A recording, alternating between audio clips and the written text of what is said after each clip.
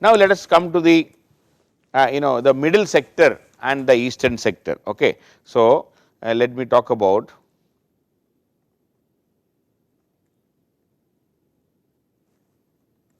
the middle sector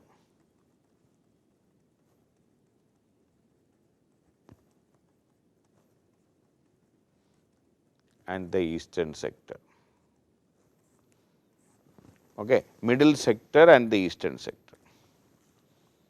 I know all these areas are a bit interesting, and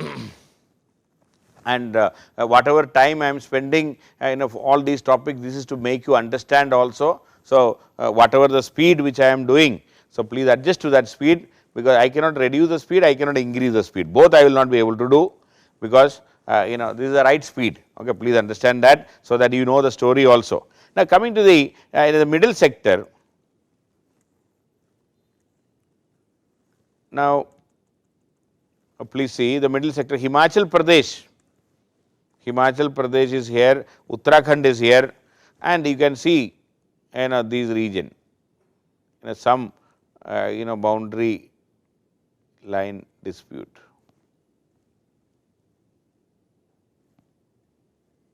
Okay. What is claimed by India is the northernmost line, and what is claimed by China is the southern line. Okay. So, there are 2-3 areas where both India and China have difference of opinion regarding where should be the boundary line going in the middle sector. Himachal Pradesh, Uttarakhand region, there is dispute. Okay. And there is dispute. Sorry, it has gone wrong. So, let me just delete it. So, there is dispute between India and China in the middle sector. Yeah, this is the middle sector I am talking. Yeah. So, basically in the middle sector is the least disputed sector. Middle sector is the least disputed sector, the least disputed. Here the dispute is related only to where should be or which ridge, because the highest ridge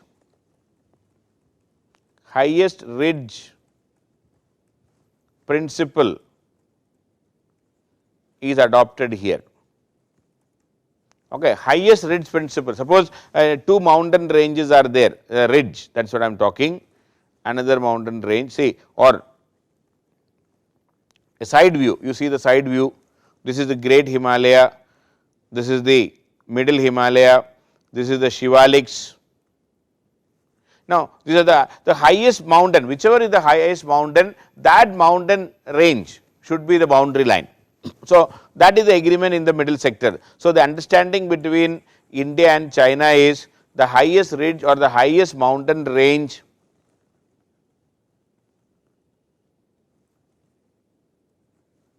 should be the boundary.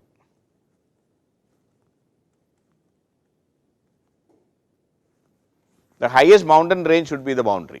So, that is what we are looking forward. But in this middle sector, the problem is there are more than one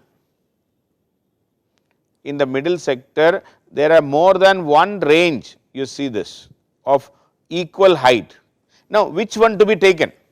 India says the northernmost should be the boundary, China says the southernmost should be the boundary. So, the problem in the middle sector is not a major dispute, the dispute is relating to which mountain range should be taken as the boundary line. So, India says the northernmost and China says it should be the southernmost. So, because of that there is a dispute, otherwise the middle sector can be termed as the least disputed sector between India and least disputed sector between India and China. So, there is hardly any dispute. If there is a bilateral agreement, final agreement between India and China, this can be resolved. Now, coming to the eastern sector,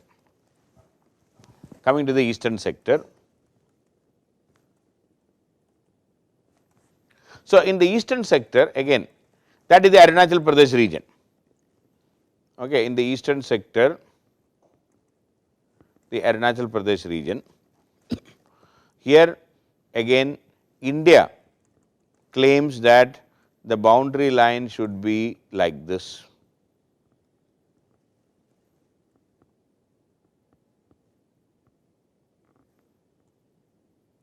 But China says the boundary line should be slightly south of it, China says the boundary line should be like this. So, in the process, China is claiming the entire Arunachal Pradesh as part of their territory, and China calls it as the South Tibet area. For them, it is the South Tibet, and you can also see here Lhasa.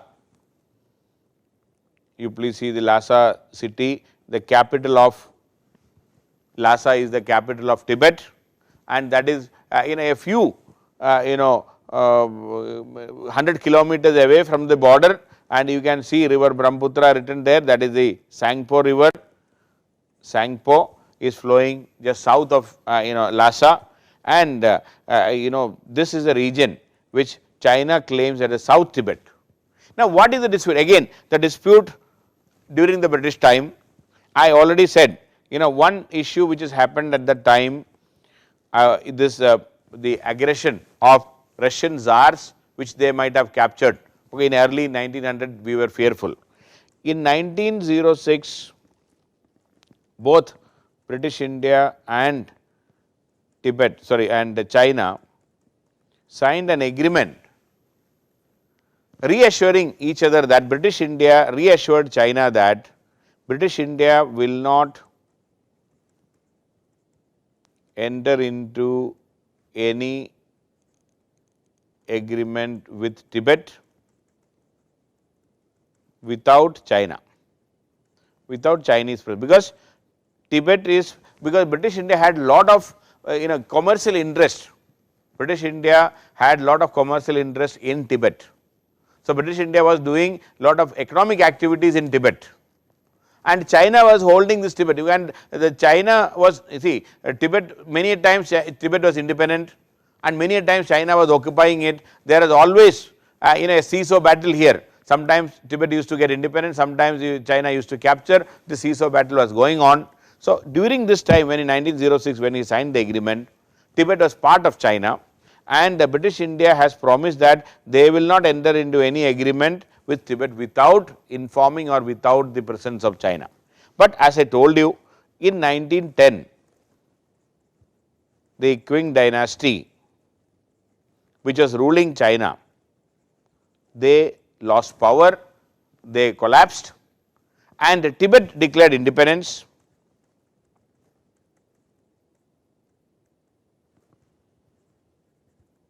Okay, Tibet declared independence in 1910. Now, the issue is, when the Tibet declared independence, now there is no control of China over Tibet. In 1914, British India invited Tibet for discussions on the border, or rather for defining the border between India and Tibet, and the meeting was held at Shimla, which is called the Shimla Agreement. British India, because the summer capital of British India was Shimla, and British India and Tibet met in 1914 to decide on the boundary between India and Tibet. And as per the 1906 agreement, India even invited China for the meeting, but when the discussions proceeded, China objected, even though China was not controlling Tibet at that time, and China walked out of the meeting. Okay, China walked out of the meeting, China objected, China walked out of the meeting, and British India and Tibet agreed to sign an agreement on the boundary. British India and Tibet signed a boundary agreement.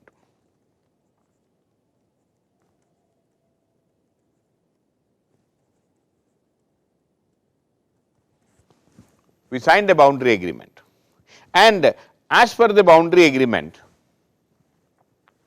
both sides agreed that the highest mountain or the highest ridge or the highest range will be the boundary between India and Tibet. The highest range, mountain range will be like in the middle sector, in the eastern side also the highest range will be the boundary.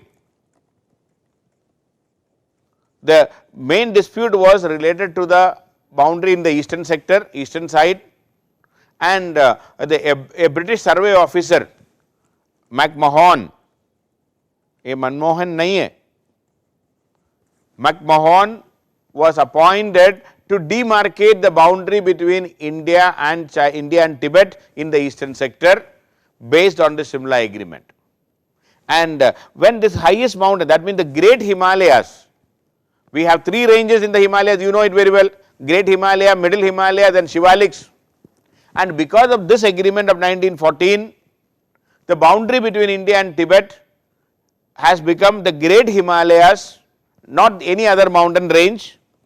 And in the eastern sector, when the Great Himalayas became the boundary, when Great Himalaya was declared as the boundary, many of the territories, which were otherwise directly linked to Tibet and Lhasa became part of British India, because now it is south of that great mountain or the highest mountain.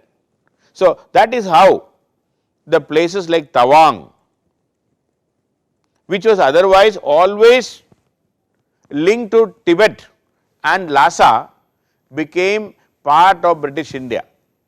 So, this boundary line which was proposed and demarcated by McMahon after the 1914 agreement, McMahon proposed and came up with the 1916 itself. This has brought many territories which were otherwise directly linked to Tibet and the Tibetan culture and the Tibetan economy, that has become part of British India. And Tawang is the best example. Tawang came to Indian side because of this McMahon line. Almost 20,000 people live in Tawang region right now. That was a territory which otherwise having direct links with Lhasa.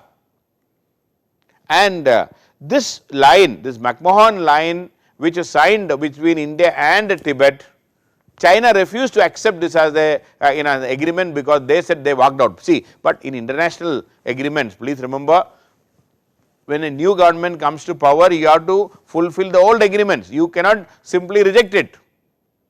So, if Tibet has signed an agreement, that agreement holds good. It is a duty of China, because subsequently in 1940s, China once again captured Tibet. But at that time, China refused to accept these agreements signed by Tibet at that time during their independence. So, 1916, McMahon drew the line, but British India did not notify the line. They notified the line only in 1937. British India notified the line in 1937, but still they did not implement the line. Okay, they notified it, but even then they did not implement the line, or rather they did not go, and because this is the time of Second World War. So, there is no time for implementing and all. In 1945,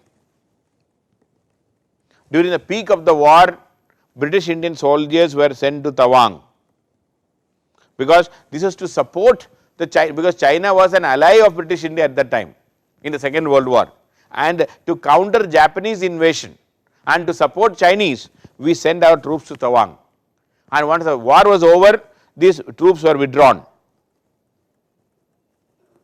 So, once again Tawang continued to be having whatever links with the Lhasa and not with India. In 1947, when we got independence again, this line was not demarcated clearly. Only in 1951, India enforced the McMahon line. So, India enforced it, but only in 1951. Please remember, we enforced, but in the 1962 war, China entered India, crossed the McMahon line and captured almost entire Arunachal Pradesh during the 1961 war, so 1962 war. But when the ceasefire was declared after 20 days, ceasefire, and when the ceasefire was declared, Chinese troops voluntarily withdrew back and stationed behind the McMahon line. China stationed behind the McMahon line. So, China voluntarily went back and stationed behind the McMahon line, even though they say we do not accept McMahon line, but they have see, when the ceasefire was declared, when the Chinese aggression was going on, India, Prime Minister Nehru at that time asked for support from world leaders. Russia did not react at that time. US managed to send, they immediately sent a fleet, the 6th fleet, sorry 7th fleet into Indian Ocean. China had a fear whether the US will interfere in the war, because there was no diplomatic relations between US and China at that time. So, China unilaterally declared a ceasefire. They withdrew back, they stopped the war when they feared that the US may interfere on behalf of India. Because of that reason, China withdrew and went back, and they gave up all the territories they captured in the in Arunachal Pradesh. But in Aksai Chin, they did not leave. They captured, they kept it because they wanted it.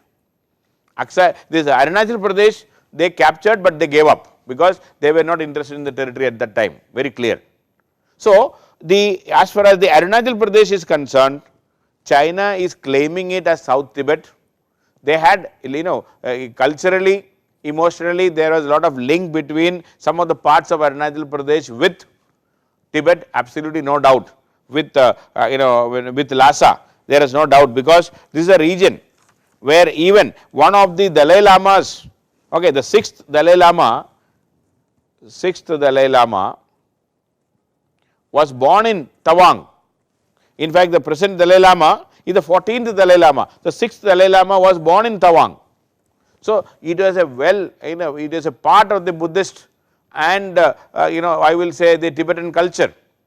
But now, because of the McMahon line, it is in India, but China may not have much interest in it. They are claiming it, but they may not have much interest in it. That is why they left the territory after the war. They captured and they went back. So, that is the situation as far as the Arunachal Pradesh area is concerned. So, in western sector they wanted, they captured, they kept it. Eastern sector they captured, but they gave up. So, that is how the border. Now, as far as the Sikkim is concerned,